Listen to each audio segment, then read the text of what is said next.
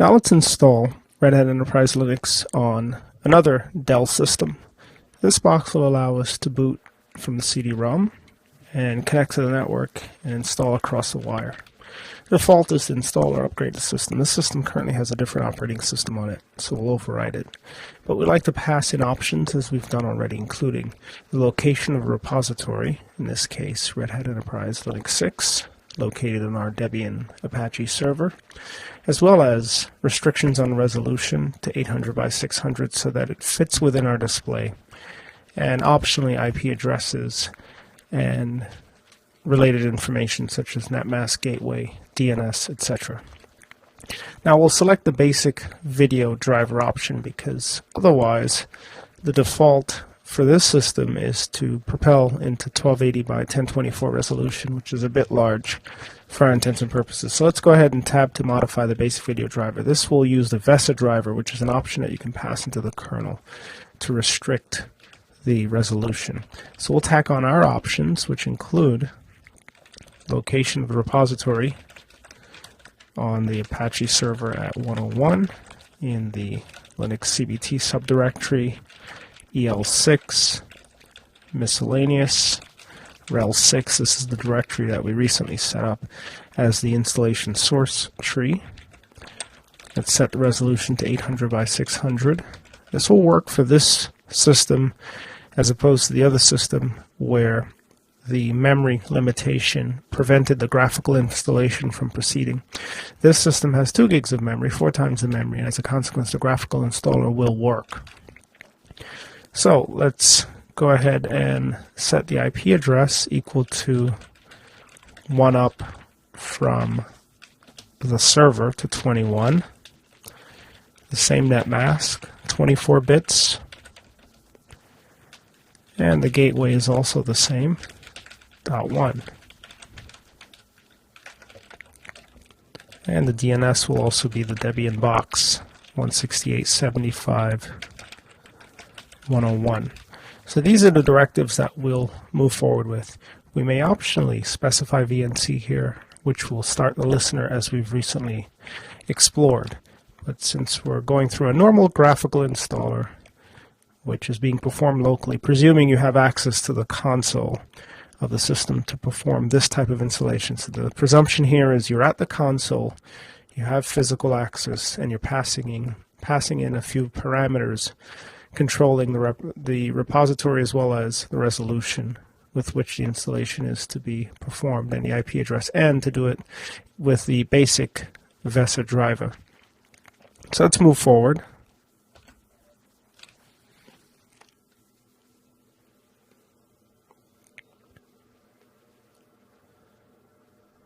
This flips the resolution.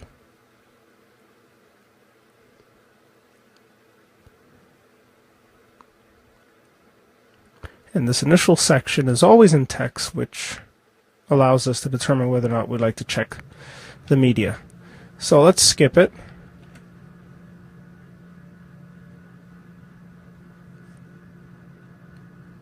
And the Ethernet interface has been configured. And whenever you see retrieving install.image in the case of a network-based installation, you know that your client has access to the installation source tree on the server. So with that said, let's proceed with the installation as usual. This is graphical install mode. Select the desired language and keyboard. As mentioned, there are various storage options. We can use specialized storage, such as FCO, for example, which is fiber channel over Ethernet, or otherwise. But we're using local storage, so we'll stick to the local hard drive as a reference. If you're using iSCSI or FCO or otherwise, that may be an option for you. Let's label this host Linux CBT serve2.linuxcbt.internal as its second and top level domains. The offset's correct, and the system clock does use UTC, although we did not spend time looking at the BIOS. Let's indicate the password. And if you're using LDAP, you can configure connectivity once the system is up and running. However, even when using LDAP, there's always a locally defined root user. So the options here include whether or not to replace the existing system, or to use all of the space, or replace the existing Linux system, that is, or use all space, shrink the current system for resizing, use free space, create a custom layout. Because the system has greater than 50 gigabytes, the proposal that Anaconda automatically configures will be the default. So let's go ahead and use all space. We can also encrypt the file system. And here's an option to review and modify the partition proposal. That will be presented momentarily. Let's move forward. So here's the proposal. So it seems as if the proposal is to create a volume group named VG_hostname, short hostname, which is the template that's used for generating the name of the volume group. Again, it's a VG_prefix followed by the short hostname. In addition, there are volumes for root, home, and swap. As we've mentioned, that's a default behavior. Also, there's a proposal to place outside of the logical volume management scope a boot partition that's 500 megabytes, which facilitates ample upgradability. And then we see a physical volume defined on SDA2, which is lumped into the overall logical volume management. So if we look at the full storage, it seems as if logical volume management uses of the 80 gig hard drive SDA, and we can see the full size of the drive, and we see it uses about 75 gigs. We look at the layout, we see that the bulk of it is for volume group LV_root. The remaining space, or the bulk of the remaining space, is for the home partition, and the remaining space is for the boot partition, as well as for swap. So swap's lumped into the volume group as well. VG_Linux CBT serve 2. So looking at it from a hard drive perspective, SDA is the lone drive on the system, and this version of Red Hat Enterprise Linux no longer references drives, in particular TAPI drives, using H prefixes, but rather simply S prefixes, so SDA, SDB, SDC. And more specifically, there is a trend towards referencing the location on the PCI bus for further accuracy in the event that the simple labels SDA, SDB, SDC, and HDA, HDB, HDC, which have been deprecated, become rearranged during startup, because the assignment of those simple names take place during startup, depending upon how the kernel detects the hardware connected to the bus at that particular time. So there is room for confusion, whereas the actual physical location on the bus will not be confused, unless, of course, you plug physically the device into a different port, switching it, let's say, from PCI port 0 to PCI port 1, or vice versa. So, with that said, this is the proposal of how to cut up dev SDA, to use the bulk of it as a volume group and a small piece of it as the boot partition outside of the logical volume management scope. So the swap partition is within the logical volume management scope. Also note that the swap partition here is considerably larger than the swap partition on the server, Linux CBT Serve 1, which contains 512 megs of memory. In this case, because this system contains 2 gigs of memory, the swap partition is double it, or 4 gigs of memory. So note that depending on the number of gigabytes or megabytes available for memory, you will determine how much bigger the swap space that's allocated, but usually the rule is double. So this is the layout. You can make changes or accept the proposal. Now, the disk is going to be encrypted, which means the contents cannot be read without the encryption password. This is a password that you do not want to lose, otherwise you will be unable to recover data from your drive. But of course, the purpose of encrypting it is simply that, or exactly that. So the partitioning options you've selected will now be written. This is a stage where changes are actually committed to the disk. As we've mentioned, data aren't always or usually lost as a consequence of formatting or partitioning. Data may be recovered using the appropriate tools, providing you have not overwritten the data with new data. So all is not lost immediately, but eventually older files will be replaced by newer files. So let's write the changes to the disk. This will set up the new proposal. Again, the tendency or trend is towards using logical volume management for laying out disks within the Red Hat Enterprise environment, as well as other distros as well, because LVM allows us much more flexibility with respect to how we allocate storage. So the logical volumes are being created, and they're all located, by the way, beneath the dev mapper directory, and they're prefixed with the volume group name, which takes on VG underscore short host name dash the logical volume name. We'll be looking at logical volume management later on, discussing the hierarchy and how to comprise them, the components that are part of them, and how they work, which will further explain what happens during installation. So we need a bootloader. The default is grub, and the default is to place it on the root partition. So, or to load the root partition, that is, but to place it on the boot partition to load the root partition. So the bootloader will load this instance of Red Hat Enterprise Linux from the root partition, but it'll be located in /boot, which is a lone partition of 500 megabytes outside of the scope of logical volume management. In order to make changes to the bootloader, we can secure it or require that the user, authorized or unauthorized, supply a password. Let's click OK, and that adds another layer of security to the system.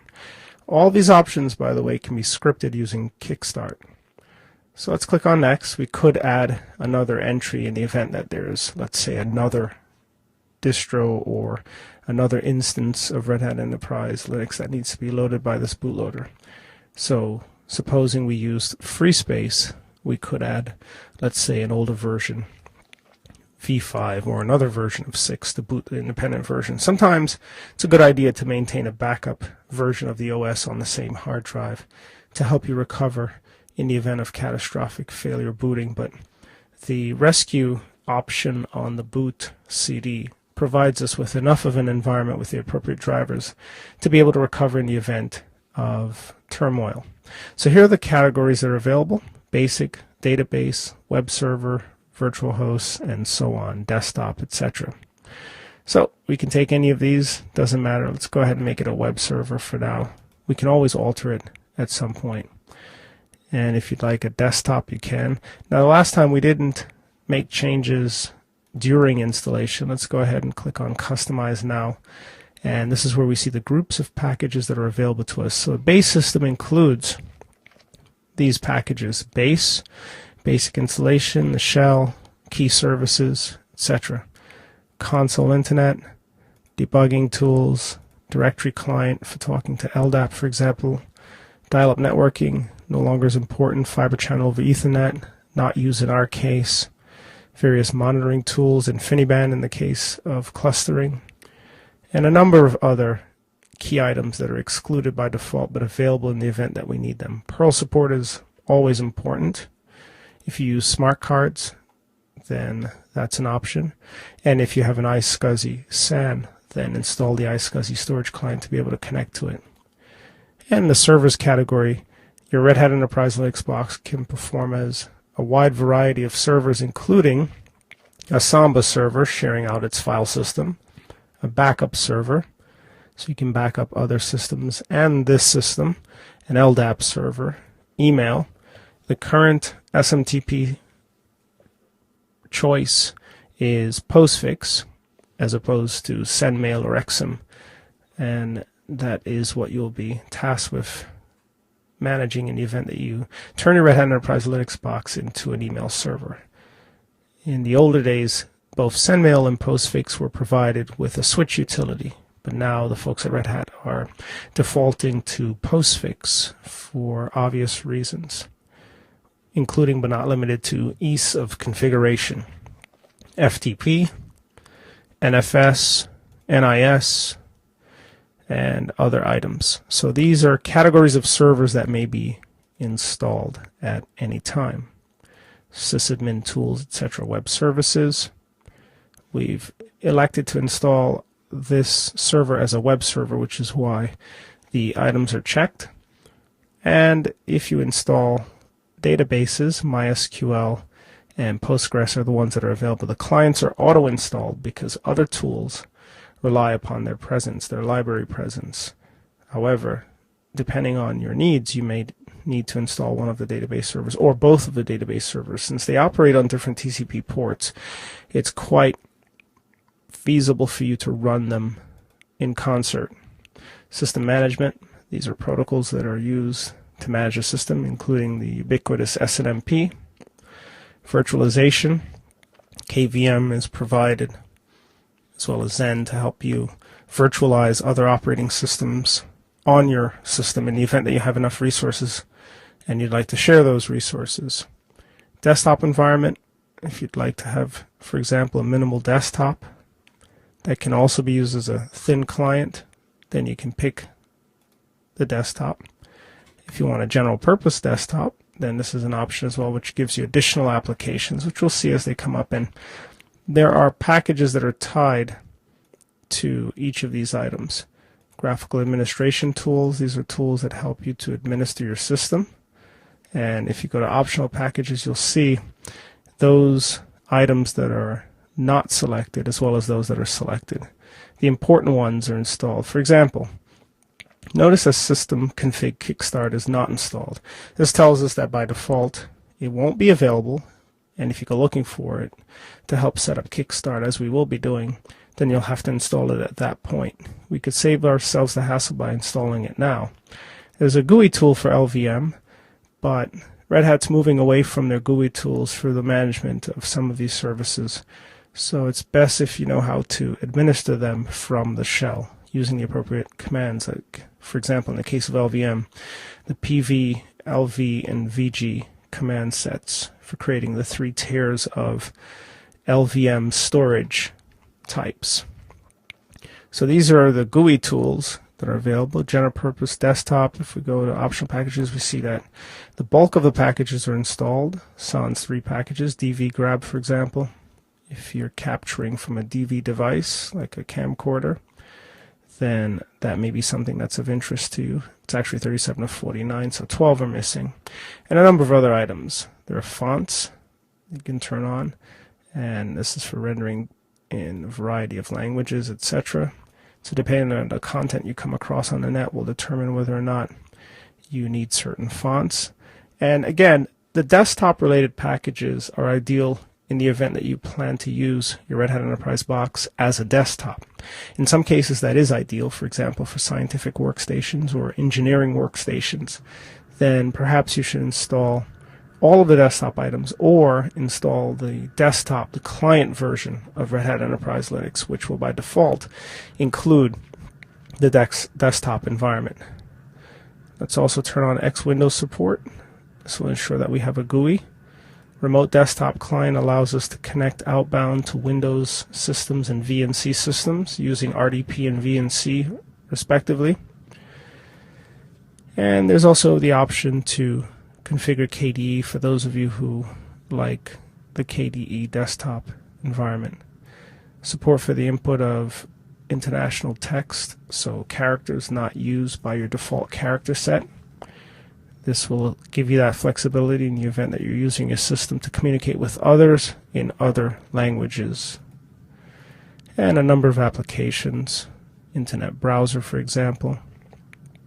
Now the whole desktop category takes care of all of these GUI tools, installing them for us.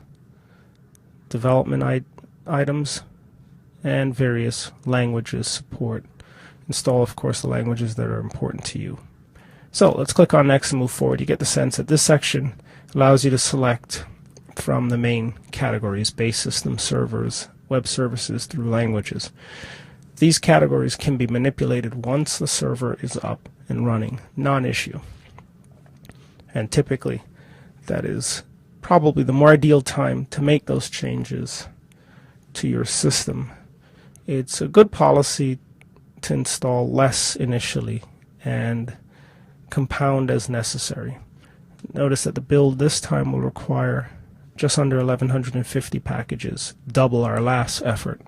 So we went from 219 to 500 and something to now just under 1150 packages. The more you install, the more packages are required. As we've mentioned, Red Hat Enterprise Linux varies in storage requirements from 3 gigabytes to 5 gigabytes for minimal to full installations, which by today's standards is a minuscule amount of storage. So on any system you intend to put EL6, you should have at least that much storage available. Ideally, you should also consider separating your installation from where you'll place your key files like the home directory or the var directory for the storage of databases or for the storage of users' home items. So for example, if you intend to use your server as an Apache and perhaps FTP server, then chances are you'll make heavy usage of the /home mount point, in which case you would want to consider placing the contents of home on a separate physical storage device to separate the I/O and to improve the I/O, keeping it independent from the operating system and thus improving throughput. So wherever possible, separate your I/O streams to different physical media to realize improved throughput. So this is moving forward. We're just beyond roughly 10%, and we should be done with this installation momentarily. The additional consoles are always available so you can see what's happening on the other screens. Just take a look using Control-Alt F1 through F5. 6 and 7 are there, but with no data. And as mentioned, there are a number of things that have changed with this release of Red Hat Enterprise Linux, including the location of the GUI when the system boots on Control-Alt F1, the change or switch from sysv init to upstart, although upstart behaves similarly, booting the processes in specific run levels and controlling them, starting them and ending them as appropriate. But nonetheless, it is a shift away from traditional sysv init to a new environment, as well as a number of other changes, including the move away from general names such as dev-sda to more specific names such as the location in the dev tree of the object on the bus, somewhere on the PCI bus. So this is moving forward nicely.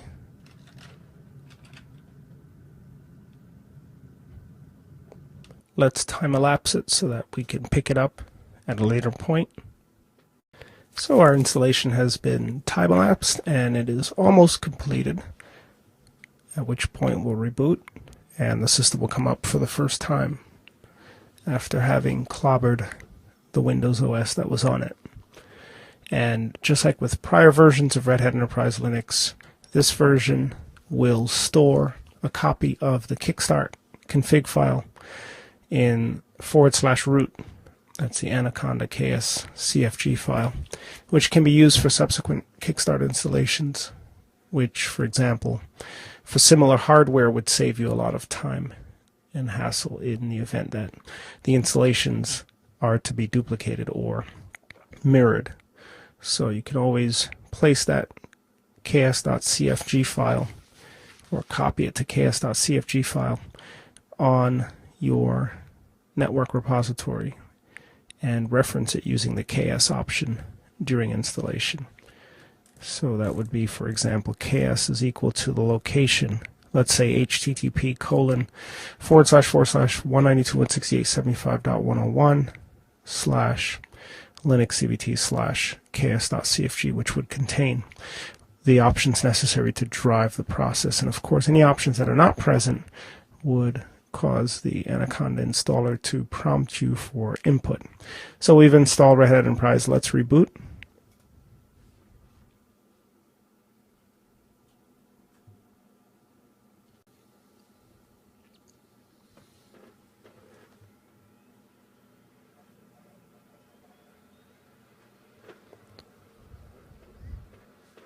And this will boot from the CD.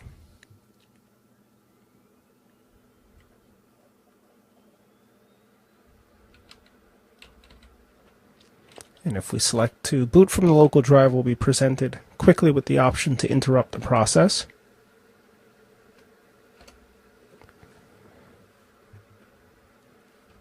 And we can modify this entry by pressing P to unlock the grub entry. This is to prevent unauthorized access. And then, of course, E to edit the entry.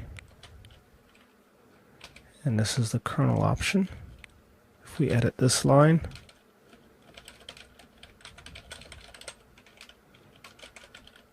we can force the resolution to be something that's acceptable, and then we can boot using the B option.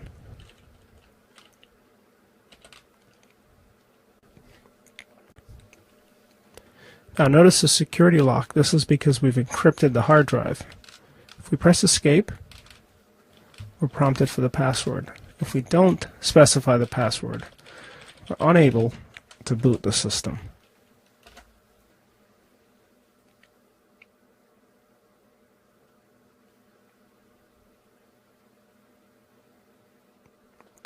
Now the services are starting.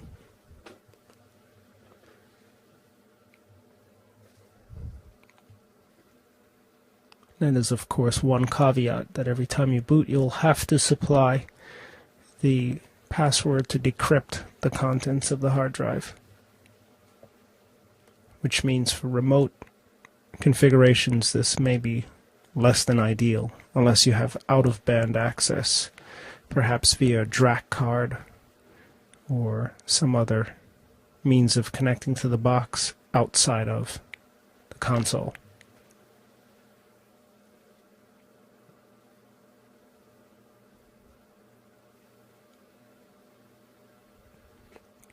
This is the first time launch screen.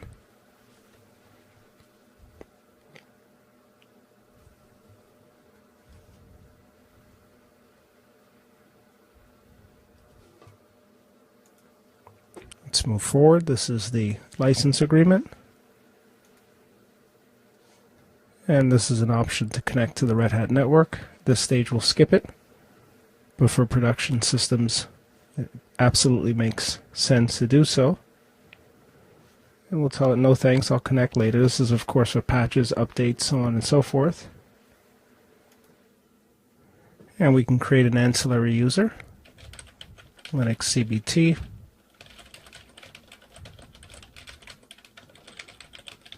For day-to-day usage of the system.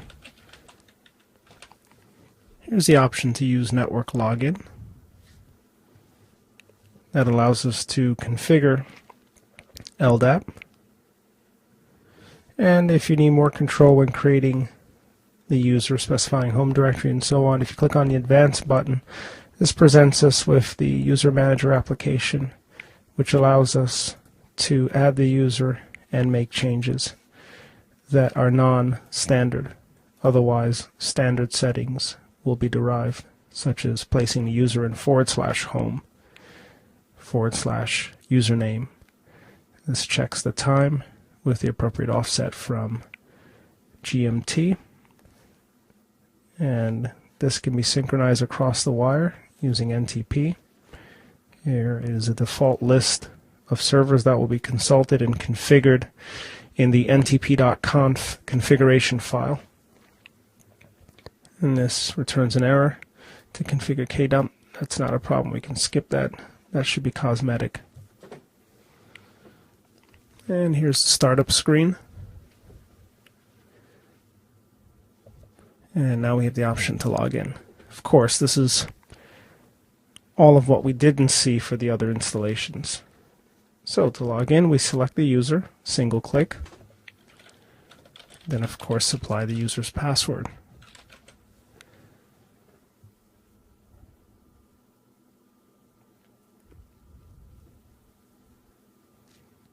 And this will give us a GNOME desktop momentarily, and we'll be up and running. Here's the desktop. Typical settings are available, such as Open Terminal,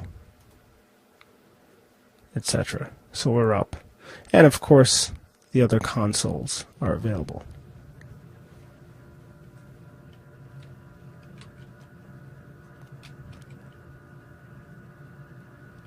This is Control-Alt-F2. This is Control-Alt-F1. As we've mentioned, the GUI has been moved to Control-Alt-F1. And as we cycle through 3, 4, all the way through 7, and it doesn't respond, back to 1. So we've again set up our system accordingly. Let's just take a look at 2. We'll log in.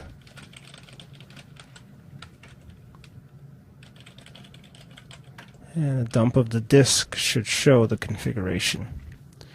So it's under Dev Mapper Volume Group, short host name, home, that's its size, roughly 20 gigs, and the root file system, which is 50 gigs, also under the same volume group, but a different logical volume. So our system's up. This is how we set it up.